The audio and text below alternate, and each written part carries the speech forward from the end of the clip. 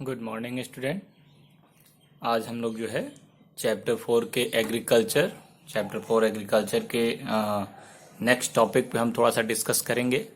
जैसा कि हम लोग वीट तक मेजर क्रॉप्स हम लोग डिस्कस कर रहे थे, जिसमें ग्रेन्स जो हैं जो भी हैं, जैसे आपने वीट देखा था, राइस का देखा था, पैडी कल्टीवेशन। अब आगे देखते हैं, थोड़ा सा हम मिलेट्स की बात करते हैं।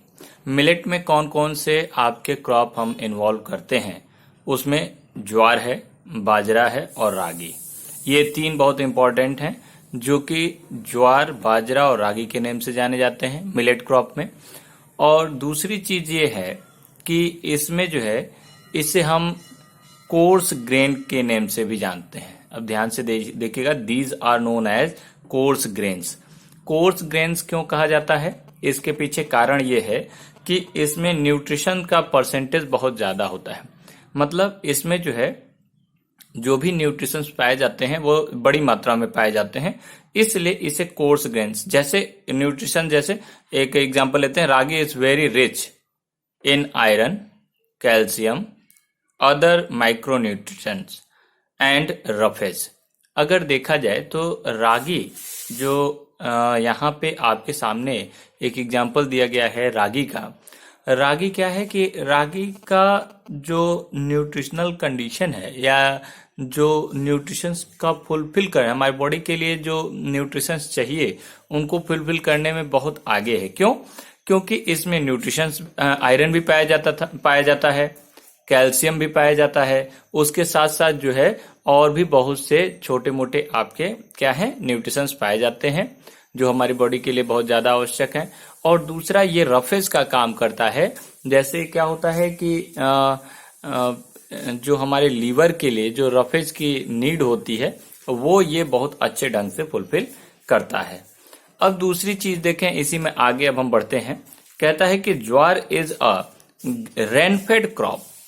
इसमें पहले हम ज्वार पे डिस्कस करेंगे कि ज्वार जो है वो क्या है, वो रेनफेड है। रेनफेड का मतलब यहाँ पे ये है कि जहाँ पे कम रेनफॉल होगी, वहां पे भी ये क्रॉप जो है वो अच्छे से हम ग्रो करा सकते हैं। जैसे जिन एरियाज में बहुत ज्यादा रेनफॉल नहीं होती है, कम परसेंटेज में रेनफॉल होती है, वहां पे ज्वार का कल्टीवेशन बहुत अच्छे ढंग से कर सकते हैं, क्योंकि इस क्रॉप के लिए बहुत ज्यादा रेनफॉल की नीड नहीं होती है। अगर वो 50 से 75 सेंटीमीटर भी रेनफॉल हो जाए, 50 सेंटीमीटर भी रेनफॉल हो जाए तो उसके लिए पर्याप्त होता है। बल्कि उससे भी कम रेनफॉल वाले रीजन में भी हम इसका कल्टीवेशन कर ले जाते हैं। इस तरीके से आप ध्यान दीजिएगा कि jowar is a rain fed crop. अगर देखा जाए तो उन जगहों पे भी आप ज्वार कल्टीवेट कर सकते हैं जहां पे थोड़ा कम रेनफॉल होता है। दूसरा कहता है मेजर ज्वार प्रोड्यूसिंग स्टेट्स कौन कौन से हैं, तो उसमें ध्यान दीजिए कि महाराष्ट्र हुआ, कर्नाटक, आंध्र प्रदेश एंड मध्य प्रदेश। ये आपके क्या हैं। अब जैसे देखिए, आंध्र प्रदेश और मध्य प्रदेश, इन दोनों में कम रेनफॉल होती है, बल्कि कर्नाटक और महाराष्ट्र में अच्छा खासा रेनफॉल हो जाता है। लेकिन चूंकि वहां पे सॉइल क्वालिटी बड़ी अच्छी है इसके लिए, ज्वार के लिए, क्योंकि वहां पे एलुवियल तो है नहीं। जैसे आप देखें कि महाराष्ट्र में एलुवियल नहीं है, मध्य प्रदेश में एलुवियल नहीं है, आंध्र प्रदेश में एलुवियल नहीं मिलेगा। उन जगहों पे रेड सॉइल पाया जाता है, या ब्लैक सॉइल, हल्का रेड ब्लैक में आपको कॉम्बिनेशन मिलेगा। इसलिए, और कंक्रीट टाइप की सॉइल होती है, चूंकि प्लेट्यू रीजन है, इसलिए उन जगहों पे आप देखेंगे कि ये क्रॉप बड़े अच्छे ढंग से महाराष्ट्र और मध्य प्रदेश और आंध्र प्रदेश, कर्नाटक वाले रीजन में हम ग्रो करा सकते हैं। अब आगे आते हैं बाजरा। बाजरा की बात करें, अच्छा एक चीज और ध्यान रखिएगा कि ज्वार का यूज बहुत ज्यादा होता है। जैसे आप देख लें कि इसमें भी न्यूट्रिशंस बहुत ज्यादा पाए जाते हैं। जैसे आप जितना भी ये बॉर्नवीटा, हॉर्लिक्स वगैरह बनाए जाते हैं, तो आप उसमें देख सकते हैं कि ज्वार का यूज ही किया जाता है बड़े लेवल पे। आगे आते हैं, बाजरा की बात करते हैं कि bajra grows well on sandy soil and shallow black soil. यानी अगर देखा जाए तो ये सैंडी सॉइल में बहुत बढ़िया से आप ग्रो करा सकते हैं, या ब्लैक सॉइल हो, सैलो ब्लैक सॉइल हो, वहां पे आप इसका इसको ग्रो करा सकते हैं, इसका कल्टीवेशन बड़े लेवल पे कर सकते हैं। इसके लिए भी रेनफॉल बहुत कम होनी चाहिए, बहुत ज़्यादा रेनफॉल की आवश्यकता नहीं होती। जो इसके मेन आपके प्रोड्यूसिंग स्टेट्स हैं, जहाँ जहाँ पे ये हम क्या करते हैं, कल्टीवेट करते हैं, उन जगहों को देख लेते हैं। राजस्थान, उत्तर प्रदेश, महाराष्ट्र, गुजरात एंड हरियाणा। अगर देखा जाए तो ये आपके जितने भी, राजस्थान सब बहुत कम रेनफॉल होती है, लेकिन वहां पे भी इसका कल्टीवेशन अच्छा खासा होता है, क्योंकि वहां पे मैंने अभी अभी बताया कि इसके लिए रेनफॉल बहुत ज्यादा नहीं होनी चाहिए। दूसरा, उत्तर प्रदेश में, अच्छा एक चीज और जानेगा कि हमारे यूपी बिहार में जो बाजरे का कल्टीवेशन होता है वो बड़े लेवल पे फॉडर क्रॉप में होता है, यानी चारे के रूप में होता है। फूड क्रॉप पे बल्कि हम कम यूज करते हैं, फॉडर में ज्यादा यूज करते हैं, लेकिन राजस्थान वगैरह में इसको फूड क्रॉप के रूप में, राजस्थान, पंजाब, हरियाणा, इन जगहों पे फूड क्रॉप में बहुत बड़े लेवल पे यूज होता है। तो अगर देखा जाए तो यहाँ पे क्या है, राजस्थान हो गया, उत्तर प्रदेश हो गया, महाराष्ट्र हो गया, गुजरात और हरियाणा, इसके मेजर प्रोड्यूसिंग स्टेट्स हैं, वहां पे इसका कल्टीवेशन बड़े लेवल पे किया जाता है। आगे आते हैं, जैसा कि अभी हमने बताया था कि एक एग्जांपल दिया था रागी का, फिर हम यहीं पे रागी पे अब हम आते हैं, रागी पे हम थोड़ा डिस्कस करेंगे कि ragi grows well on red, black, sandy, loamy and shallow black soil. यानी कि अब इस तरीके से देखें कि रेड सॉइल में भी पाया जाता है, ब्लैक सॉइल में भी कल्टीवेट कर सकते हैं, सैंडी सॉइल में भी, लोमी में भी, सैलो ब्लैक सॉइल में। इस तरीके से देखा जाए तो इन हम देखते हैं कि लगभग हर एक टाइप के सॉइल में, लैटराइट सॉइल को छोड़ दें तो लगभग हर एक टाइप के सॉइल में इस आपके रागी का कल्टीवेशन किया जा सकता है। और रागी में देखा जाए तो क्या है, बहुत बड़े लेवल पे न्यूट्रिशन पाए जाते हैं, खास करके आयरन वगैरह, बहुत बड़े परसेंटेज में आयरन और कैल्शियम बड़ी मात्रा में पाया जाता है, इसलिए इसका यूज भी बहुत ज्यादा होता है। अब देखिए यहाँ पे कि कहता है कि जो मेजर स्टेट्स हैं जहां पे इसको हम कल्टीवेट करते हैं, वो मेजर प्रोड्यूसिंग स्टेट्स हैं कर्नाटका, तमिलनाडु, हिमाचल प्रदेश, उत्तराखंड, सिक्किम, झारखंड, अरुणाचल प्रदेश। ये आपके क्या हैं, इन जगहों पे, यानी आप देखें कि साउथ इंडिया में आप देखेंगे कि बहुत बड़े लेवल पे इसका कल्टीवेशन किया जाता है और इसका यूज भी बहुत बड़े लेवल पे होता है। हमारे यूपी बिहार में आप देखें कि रागी नेम बहुत कम लोग जानते हैं, क्योंकि यहाँ पे देखिए उत्तर प्रदेश का कहीं नाम नहीं है। क्यों?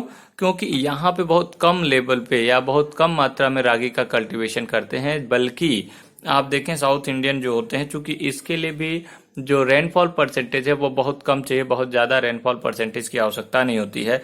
और देखें हर एक टाइप की सॉइल, जैसे आप देखें रेड सॉइल, तो रेड सॉइल आपको महाराष्ट्र या छत्तीसगढ़ या झारखंड या उसी साइड मिलेगी, कर्नाटका, केरला इस साइड में मिलेगा रेड सॉइल, तो रेड सॉइल भी इसके लिए अच्छी है।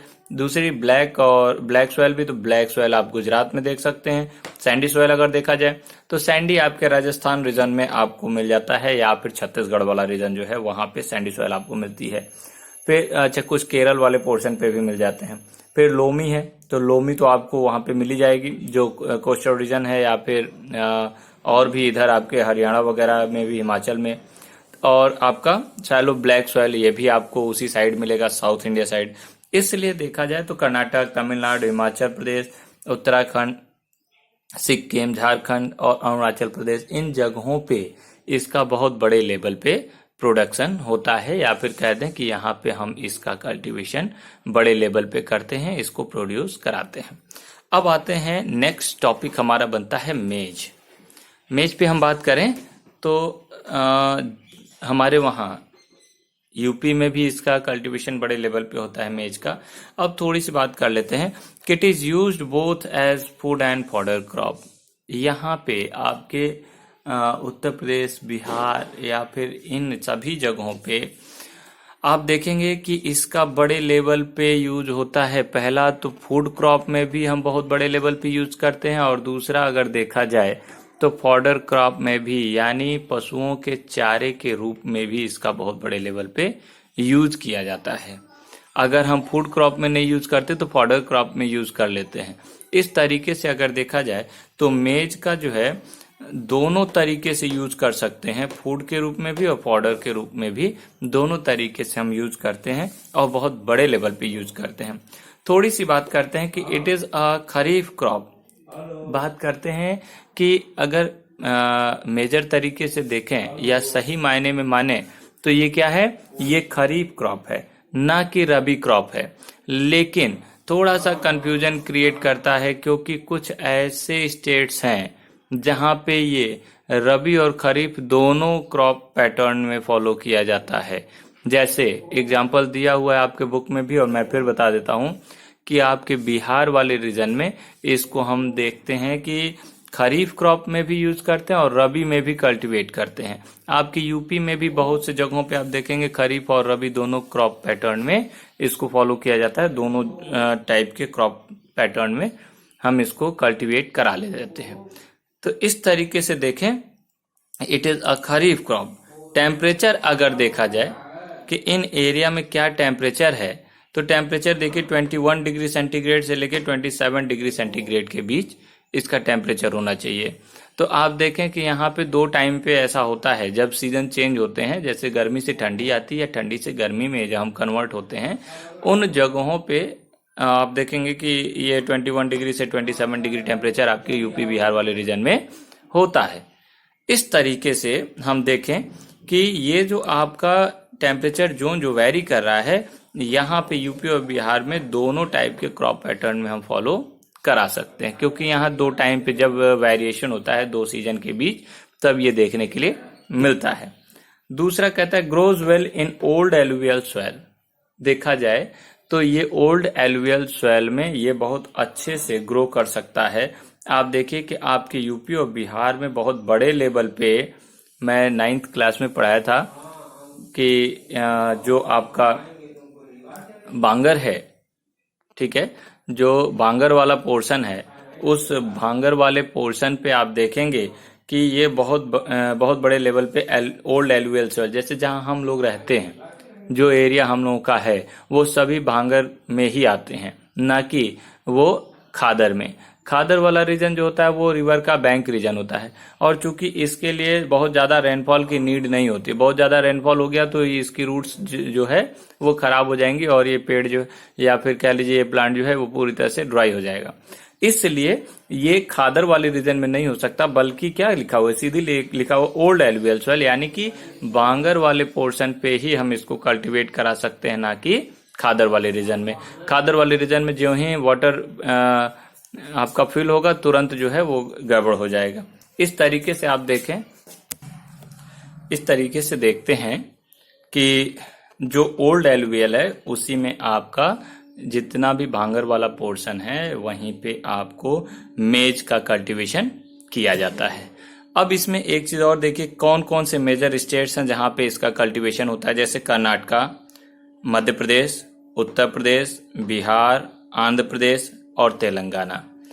ये आपके मेजर स्टेट्स हैं जहां पे मेज का बहुत बड़े लेवल पे कल्टीवेशन किया जाता है, जैसे या प्रोडक्शन किया जाता है। जैसे आपके बिहार और उत्तर प्रदेश में भी बहुत बड़े लेवल पे नहीं, कुछ अगर देखा जाए कि आपके फूड क्रॉप में नहीं तो फिर फॉडर क्रॉप में। वैसे भी आप देख सकते हैं कि मेज जो है आपके वहाँ जो बहुत बड़े लेवल पे प्रोडक्शन होता है वो आपको देख सकते हैं कि रोड पे भी आपको ये बिकता हुआ मिल जाता है, ठीक है। जो आपका मक्के की बार्ली होती है वो देखिए रोड पे ही जब वो कच्चा होता है तब भी बिकता है, और बहुत से लोग जो है वो मक्के की आटे की जो है रोटी भी खाते हैं। तो आप देखें कि पंजाब वाले रीजन में भी आप चले जाएं तो देखिए वहां पे भी उसकी रोटी बहुत बड़े लेवल पे खाई जाती है। इस तरीके से आपका जो है कर्नाटक, मध्य प्रदेश और उत्तर प्रदेश, बिहार, आंध्र प्रदेश और तेलंगाना, ये सभी स्टेट्स क्या हैं, बहुत बड़े लेवल पे इसका प्रोडक्शन करते हैं। अब आ जाते हैं नेक्स्ट टॉपिक हमारा पल्स। पल्स पे ध्यान दें कि ध्यान से समझिएगा इसको, चूंकि इंडिया में वेजिटेरियन बहुत ज्यादा हैं और वेजिटेरियन जो आपके वहाँ लोग हैं उन वेजिटेरियन के लिए प्रोटीन का सबसे जो अच्छा सोर्स है वो कौन है, वो पल्स ही है। इसीलिए यहाँ पे आपसे पहली लाइन ही कही गई, India is the largest producer as well as the consumer of pulse in the world. अगर देखा जाए तो पूरे विश्व में सबसे बड़े जो है आप पल्स के प्रोड्यूसर भी हैं, यानी प्रोडक्शन भी करते हैं, और उतने ही बड़े आप कंज्यूमर भी हैं, क्योंकि जो आपके वेजिटेरियन लोग हैं उनका जो प्रोटीन का सबसे बड़ा जो सोर्स है वो पल्स ही है। इसलिए पल्स को आप ध्यान दें कि पल्स का सबसे ज्यादा प्रोडक्शन भी करते हैं और कंजम्पशन भी करते हैं। इसलिए यहाँ पे आपके इंडिया में सबसे ज्यादा लेवल पे इसका प्रोडक्शन होता है। जिसमें कौन कौन से पल्स क्रॉप हैं उसमें अगर हम देखें तो जैसे तुर अरहर, जो हमारे वहाँ अरहर होती है, क्योंकि साउथ इंडिया साइड में जो मध्य प्रदेश वाला रीजन है उन जगहों पे इसको तुर का नाम दिया जाता है, तो तुर या अरहर दोनों कह सकते हैं। तो जो आपका पहला है वो तुर या अरहर, उड़द है, मूंग है, मसूर है, पीज है और ग्राम है। ये आपके मेन आपके क्या है, पल्स क्रॉप है, या फिर कह लीजिए कि जो पल्स का क्रॉप पैटर्न होता है, या फिर क्रॉप्स में जो पल्स क्रॉप में आप काउंट करते हैं उसमें इन्हीं सभी आपके पल्स क्रॉप को काउंट किया जाता है। अब इसमें वो अलग अलग है, इसको मैंने पहले भी बताया था कि एक लिस्ट बना लीजिएगा कि इसमें से अरहर खरीफ में आएगा कि रबी में आएगा, उड़द खरीफ में आएगा कि रबी में आएगा। इन सभी को आप क्या करेंगे, एक लिस्ट बना करके उसमें फाइंड करके आप इसको नोट कर डालेंगे। ये आपकी एक्टिविटी वर्क है एक तरीके से। दूसरा देखें कि कहता है these crops help in restoring soil fertility bye fixing nitrogen from the air. एक चीज थोड़ा सा समझिएगा कि जो हम पल्स क्रॉप को कल्टीवेट करते हैं वो बड़ा ही फायदेमंद भी होता है, लेकिन केवल अरहर को छोड़ करके, यानी तुर या अरहर को छोड़ करके बाकी जितने भी आपके पल्स क्रॉप हैं वो सभी क्या करते हैं, एयर से नाइट्रोजन लेकर के अपने रूट के थ्रू सॉइल में नाइट्रोजन का परसेंटेज बढ़ाते हैं, जिसकी वजह से क्या हो जाता है कि फर्टिलिटी आपकी फिर से रिस्टोर हो जाती है। यानी कि जो सॉइल की फर्टिलिटी मेंटेन करने का काम करता है वो सभी ये आपके पल्स क्रॉप करते हैं, केवल किसको, अरहर को छोड़ करके।